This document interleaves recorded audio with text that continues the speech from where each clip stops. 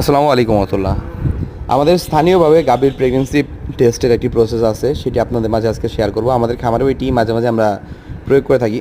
কালকে আমরা যে দেশি গাভীটি এনেছিলাম, ওকে 8 মাসের মতন গাভ বলেছিল, তো আমরা ধরে নিয়েছি 6.5 মাস কি 7 মাস এরকম হবে, কারণ এত গাভীন হওয়ার কথা না। ওর পেট এবং জরায়ুর অবস্থা কিংবা ওর উলানের অবস্থায় বলে। তো সকালবেলা গরুর যে বাসি প্রস্রাবটা আছে, মানে সকালবেলা প্রথম যে প্রস্রাবটা করে সেই প্রস্রাবটা কালেক্ট করতে হবে, ইউরিনটা কালেক্ট করতে হবে।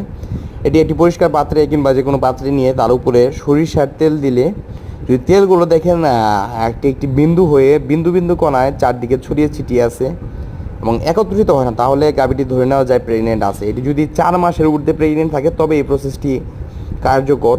আমাদের স্থানীয় প্রসেস, এর কোনো মেডিকেল টেস্ট কিংবা কোনো ভিত্তি আছে কিনা আমরা জানি না, তবে এটি আমাদের এলাকায় আঞ্চলিকভাবে এই প্রসেসটি প্রয়োগ করে থাকে এবং আমাদের ময়মুরব্বীদের কাছ থেকে আমরা এটা দেখেছি এবং কার্যকরী একটি প্রসেস।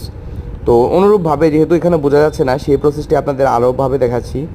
পরিষ্কার পানি নিলে এখানে যদি সরিষার তেল আপনারা কয়েক ফোঁটা দেন, তো দেখবেন যে সরিষার তেলগুলো যেমন ছড়িয়ে ছিটিয়ে থাকে ওই রকম অবস্থায় থাকবে। কিন্তু যদি গাভী প্রেগনেন্ট না হয়, সেই ক্ষেত্রে আপনার যে সরিষার তেলগুলো আছে সেগুলো একত্রিত অবস্থায় থাকবে, অর্থাৎ মানে জমাট বেঁধে থাকবে, বিন্দু বিন্দু কণায় চারদিকে ছড়িয়ে ছিটিয়ে থাকবে না, একত্রিত অবস্থায় থাকবে। তো প্রসেসটির মেডিকেল সায়েন্সে কোনো ভিত্তি আছে কিনা, ভেটেরিনারি সায়েন্সে কোনো ভিত্তি আছে কিনা আমি জানি না। এটি আমাদের এলাকার স্থানীয় প্রসেস, আপনারা নিজের সাধ্যমতো ব্যবহার করতে পারেন। এটি আমরা ব্যবহারের জন্য উৎসাহিত করতেছি না কিংবা নিরুৎসাহিত করতেছি না, এটি আমাদের আঞ্চলিক একটি প্রসেস।